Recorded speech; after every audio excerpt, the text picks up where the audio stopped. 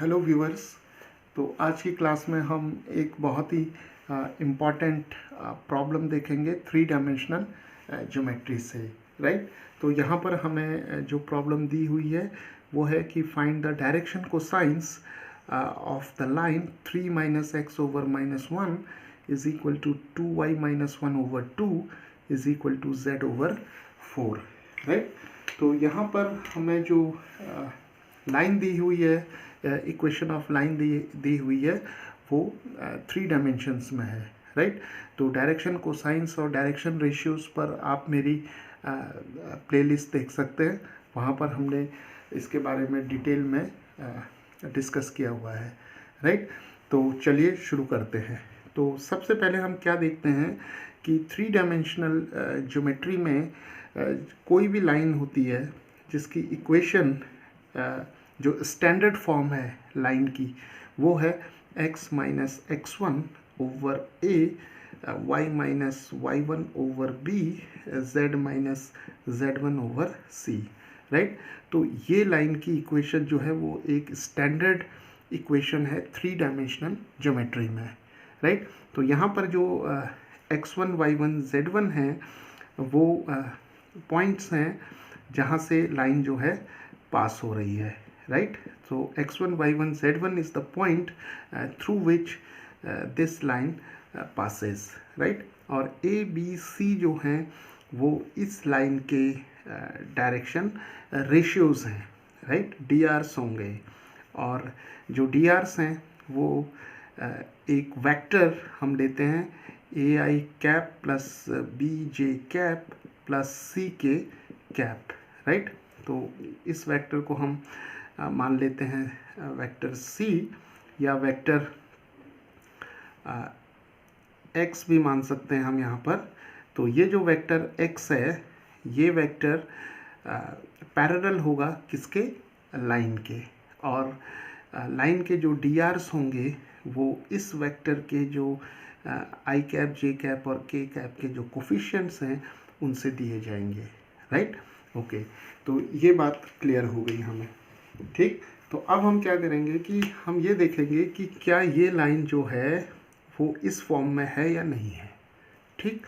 तो हम सबसे पहले क्या करेंगे, इस लाइन को इस फॉर्म में लेके आएंगे। राइट। तो लेकिन हम ये यहाँ पर ध्यान देंगे कि ए बी सी जो हैं वो डायरेक्शन रेशियोज हैं। राइट। जबकि हमें क्या फाइंड आउट करना है, हमें डायरेक्शन कोसाइंस फाइंड आउट करने हैं। राइट। और डायरेक्शन रेशियोज और डायरेक्शन कोसाइंस में क्या डिफरेंस है, इसके लिए आप जो पहले मेरी वीडियोस हैं उनको देख सकते हैं। राइट। चलिए तो शुरू करते हैं। तो यहाँ पर हम इस इक्वेशन को इस स्टैंडर्ड फॉर्म में रिप्रेजेंट करते हैं। तो क्या करेंगे, यहाँ पर 3 माइनस एक्स है तो मैं इसे लिख लेता हूँ माइनस एक्स माइनस 3। राइट। और नीचे यहाँ पर डिनोमिनेटर में है माइनस 1। राइट। ओके। अब यहाँ पर 2y माइनस वन है तो मैं 2 कॉमन ले लेता हूँ और यहाँ पर लिखते हैं y माइनस हाफ और डिनोमिनेटर में आ जाएगा 2। राइट। और यहाँ पर हमारे पास है z ओवर 4, तो z को हम लिख सकते हैं z माइनस 0 ओवर 4। राइट। तो इस इक्वेशन को हम इस तरीके से पहले लिखेंगे। यहाँ पर हमने क्या किया, 3 माइनस एक्स है जबकि हमें चाहिए x माइनस एक्स वन, तो हम माइनस कॉमन ले लेंगे। राइट। यहाँ पर हमें y माइनस वाई वन चाहिए तो हम क्या करेंगे, इस y को इस 2 से फ्री करेंगे तो 2 कॉमन ले लेंगे। राइट। तो y माइनस हाफ आ जाएगा। राइट। तो अब हम देखते हैं नेक्स्ट स्टेप में, ये माइनस और ये माइनस कैंसिल हो गया तो हमें मिल गया x माइनस 3 ओवर 1, और यहाँ पर 2 और 2 कैंसिल हो जाएंगे तो हमें मिल जाएगा y माइनस हाफ ओवर 1, और यहाँ पर हमें मिल जाएगा z माइनस 0 ओवर 4। राइट। तो अब हम देख सकते हैं क्लियरली कि ये लाइन जो है वो इस फॉर्म में आ गई है। राइट। तो अगर मैं इसको, इस लाइन को इस स्टैंडर्ड फॉर्म से कंपेयर करूं तो x1 y1 z1 जो पॉइंट आएंगे वो आ जाएंगे 3 कॉमा हाफ कॉमा 0। तो यहाँ पर एक क्वेश्चन ये भी बन सकता है कि find the points through which this line passes. तो वो कौन सा पॉइंट होगा, 3,1/2, 0। और अब देखिए ये जो डिनोमिनेटर्स हैं ए बी सी, यानी कि इस लाइन के जो डी आर्स हैं ए बी सी, वो आ जाएंगे हमारे 1,1,4, राइट। तो ये भी एक क्वेश्चन बन सकता है इसमें कि find the direction ratios of this line. तो इस लाइन के डायरेक्शन रेशियोज हो जाएंगे 1, 1 और 4। लेकिन हमें क्या फाइंड आउट करना है, हमें फाइंड आउट करना है डायरेक्शन कोसाइंस। तो इसका मतलब क्या हुआ कि अब हमें डायरेक्शन रेशियोज और डायरेक्शन कोसाइंस के बीच में रिलेशन मालूम होना चाहिए, राइट। तो डायरेक्शन कोसाइंस को हम दिखाते हैं एल, एम और एन से, राइट, एल, एम और एन से। तो एल जो होगा, एल की वैल्यू जो होगी वो होगी a over square root of a square plus B square plus C square. m की वैल्यू क्या होगी, b over square root of a square plus B square plus C square.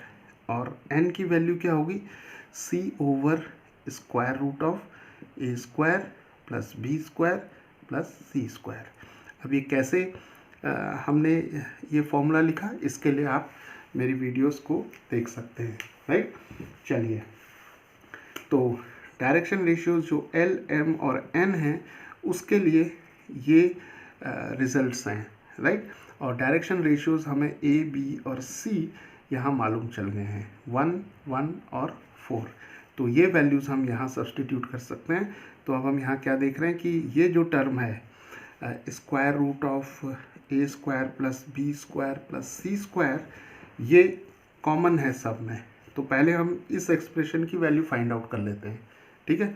तो ये आ जाएगी 1 square plus 1 square plus 4 square. तो ये आ जाएगा हमारा 1 + 1 + 16। सो दिस इज √18 एंड √18 को हम लिख सकते हैं 3√2, राइट। तो अब L की वैल्यू क्या आ जाएगी, A क्या है 1 है, तो 1 ओवर 3√2। M की वैल्यू क्या आ जाएगी, B क्या है 1, तो 1 ओवर 3√2। और N की वैल्यू क्या आ जाएगी, C क्या है 4, तो 4 ओवर 3√2, राइट। तो इस लाइन के जो डायरेक्शन कोसाइंस होंगे वो 1 ओवर 3√2, 1 ओवर 3√2 और 4 ओवर 3√2 होंगे, जबकि इसी लाइन के जो डायरेक्शन रेशियोज होंगे वो 1, 1, 4 होंगे, राइट। तो इस तरीके से हम इस प्रॉब्लम को सॉल्व करेंगे। और यहाँ पर एक बात और मैं आपको इम्पॉर्टेंट बात बताता हूँ कि किसी भी लाइन के जो डायरेक्शन कोसाइंस होते हैं उनके स्क्वायर्स का सम हमेशा 1 होता है, यानी कि L square plus M square plus N square जो होगा वो हमेशा 1 होगा, राइट। तो यहाँ L की वैल्यू क्या है 1 ओवर 3√2, तो स्क्वायर करेंगे तो क्या आ जाएगा 1 ओवर 18। M की वैल्यू क्या है 1 ओवर 3√2, स्क्वायर करेंगे तो क्या आएगा 1 ओवर 18।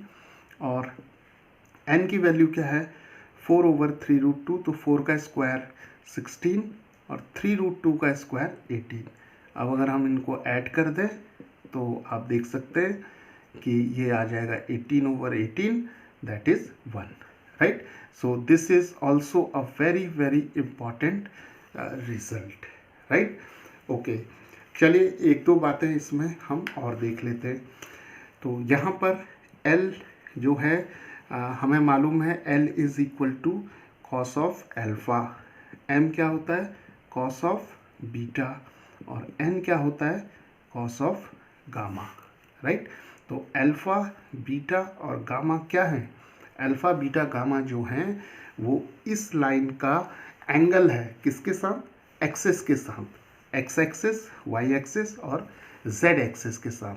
तो अल्फा की वैल्यू क्या आएगी, तो हम क्या कर सकते हैं कॉस अल्फा को हम इक्वल कर लेंगे 1 ओवर 3√2 से, और कॉस बीटा को भी हम इक्वल कर लेंगे 1 ओवर 3√2 से, और कॉस गामा को भी हम कर लेंगे 4 ओवर 3√2 से, राइट। तो अल्फ़ा की वैल्यू क्या आ जाएगी, कॉस इनवर्स 1 ओवर अल्फ़ा की वैल्यू आ जाएगी हमारी कॉस इनवर्स 1 ओवर 3√2।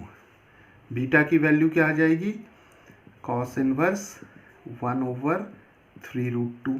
और गामा की वैल्यू भी क्या आ जाएगी, कॉस इनवर्स 4 ओवर 3√2। यानी कि ये लाइन तीनों एक्सिस के साथ एक्स वाई और जेड के साथ क्या एंगल बनाती है, वो एंगल्स ये होंगे, राइट। तो यहाँ पर हम एक और इम्पॉर्टेंट चीज़ ऑब्जर्व कर रहे हैं कि this line makes equal angle with x axis and y axis because cos alpha is equal to cos beta, right। so viewers, इस तरीके से हम इस प्रॉब्लम को सॉल्व करेंगे।